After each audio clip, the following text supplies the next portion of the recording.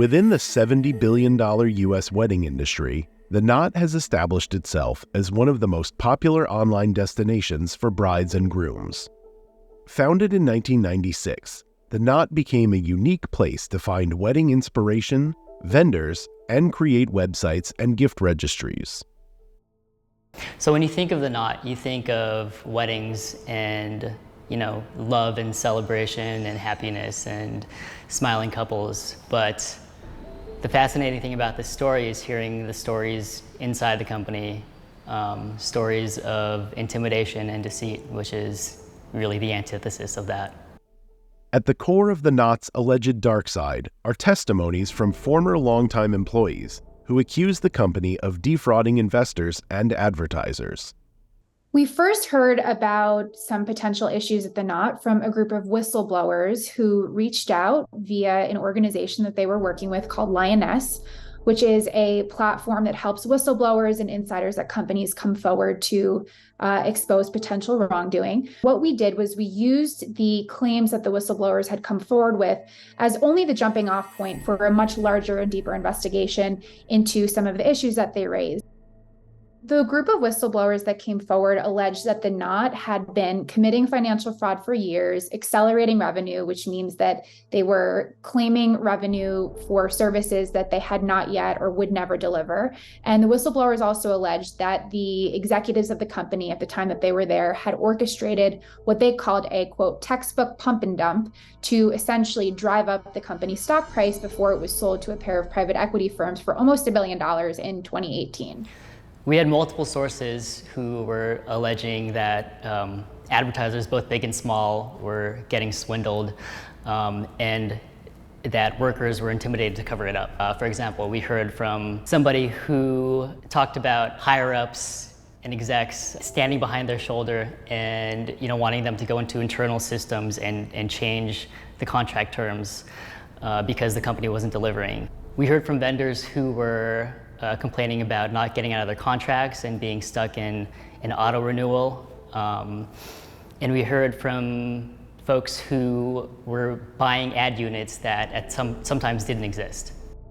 Jennifer Davidson was one of the whistleblowers who worked at The Knot for over 2 decades, most recently as a global fashion director. She told Forbes even major partners such as Macy's and David's Bridal were spending millions of dollars a year on ad spaces that did not always exist.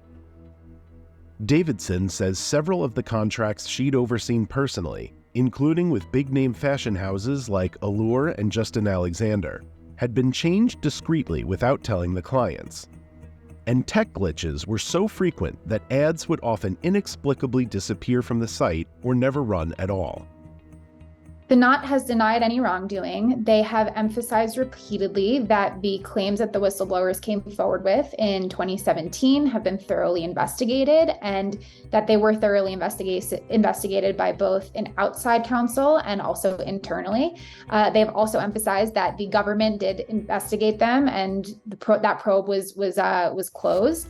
And then the company also, I think, has been trying to distance itself from what has happened with past leadership. So there's sort of the world of The Knot before it was sold in 2018 and the world of The Knot after it was sold in 2018. Since we published our story, we've heard from vendors, from clients who corroborated some of this reporting and still have complaints today. So it's the suggestion that some of these issues are still ongoing. It's hard to say what lines were crossed legally, but we did talk to experts in business and management who said that they did feel that there were shady business practices going on. Allegations of questionable business practices at The Knot also extend to small vendors in the wedding industry, such as DJs and photographers. Many of the small businesses in particular that we spoke to described very low ROI. And these are small businesses that don't have large budgets, that were shelling out thousands, in some cases tens of thousands of dollars to advertise on The Knot, who said that they received little to no ROI and that in fact they received a lot of spam or scam leads. A lot of the complaints from smaller vendors like DJs and venue owners were that the leads that they were getting were pretty useless, that it was a lot of spam, the service just wasn't helpful. And they were also complaining about being able to get out of their contracts and being misled about contract terms and just kind of being stuck in this auto renewal that they just couldn't escape.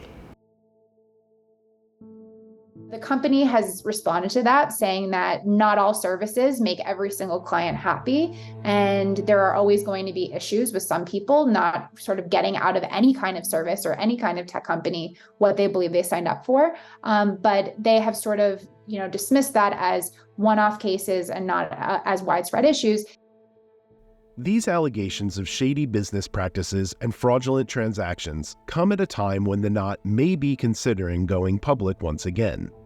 It previously went public on the NASDAQ just before the turn of the millennium and had scooped up competitors such as weddingchannel.com. The company expanded to offer services for other major life milestones, including the Bump for helping couples starting a family and the Nest for building a home. These brands and several others were brought under an umbrella company called XO Group before selling to private equity firms and merging with rival company WeddingWire in 2018. The company IPO is purely speculative at this point. We have heard from both insiders and outsiders that they believe that that is sort of where the company is headed at this point in time. But part of the reason that these allegations are really problematic is because they come against the backdrop of a really intensely competitive environment already, where the Knot is struggling to keep up with competitors like Zola, and also, and probably even on an even larger scale, struggling with the popularity of social media. We spoke to an industry analyst who said that these websites are actually kind of falling out of fashion. The biggest driver of this kind of thing is Google searches, and then it's word of mouth, and then it's these kinds of websites, and then it's social media. And so I think the Knot is kind of trying to figure out its place in this more robust ecosystem. The irony was not lost on us or many of the employees that we spoke to that this is, at the end of the day, a wedding company focused on one of the most special and memorable moments of a person's life. And yet, here's this company that on the inside, according to employees, is very cutthroat, is in many cases a toxic work environment, is a company that is pressuring employees to cross ethical lines, according to the employees themselves. As one employee so aptly put it, this is a wedding company, it's not like chemical weapons. And I think that perfectly sums up the irony of the fact that this is a company with a very festive facade that appears to have many troubles brewing on the inside.